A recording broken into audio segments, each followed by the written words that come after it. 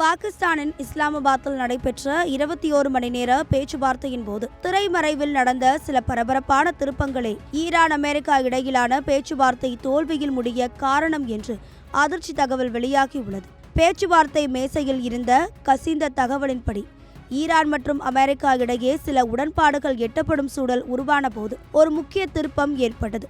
பேச்சுவார்த்தையின் நடுவே இஸ்ரேல் பிரதமர் பெஞ்சமின் நெதன்யாகு அமெரிக்க துணைத் தலைவர் ஜே.டி. வான்ஸிற்கு தொலைபேசி மூலம் அழைப்பு விடுத்ததாக தகவல் தெரிவிக்கின்றன. இந்த அழைப்பிற்கு பிறகு லெபனான் போர் நிறுத்தம் மற்றும் ஈரானின் நிபந்தனைகள் குறித்த அமெரிக்காவின் அணுகுமுறையில் கடும் மாற்றம் ஏற்பட்டதாக ஈரான் தரப்பு குற்றம் சாட்டுகிறது.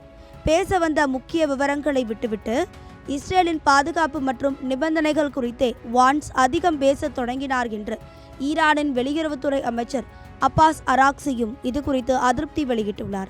பேச்சுவார்த்தை தோல்வியில் முடிந்த பின் அராக்சி இது குறித்து பேசியிருக்கிறார். அதில் எங்களின் இறையாண்மையை பாதுகாக்கவும் தேசிய நலன்களை உறுதிப்படுத்தவும் என்ன செய்ய வேண்டுமோ அதை ஈரான் உறுதியாக செய்யும். அமெரிக்காவின் மிரட்டல்களுக்கு நாங்கள் பணிய மாட்டோம். வான்ஸ் கிளம்பும்போது அளித்த பேட்டி முற்றிலும் அனாவசியமானது மற்றும் ஆத்திரமூட்டும் செயல். அவர் சமாதானத்திற்காக வந்தாரா அல்லது இஸ்ரேலின் செய்தியாளர்களாக வந்தாரா என்ற சந்தேகம் எழுகிறது. நெதன்யாகு ராஜதந்திரத்தை கொலை செய்வதற்கு அமெரிக்கா அனுமதிப்பது ஒரு முட்டாள்தனமான செயல் என்று கடுமையாக பேசியிருக்கிறார். இதற்கு வான்ஸ், நாங்கள் எங்களின் இறுதியான சிறந்த ஆஃபரை வழங்கி உள்ளோம். அதனை ஏற்பதும் நிராகரிப்பதும் ஈரானின் கையில் உள்ளது.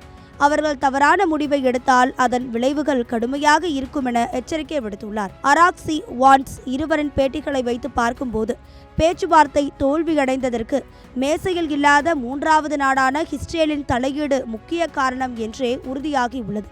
இதனால் இப்போதைக்கு இந்த போர் முடிவதற்கு வாய்ப்பில்லை என்றே தெரிகிறது.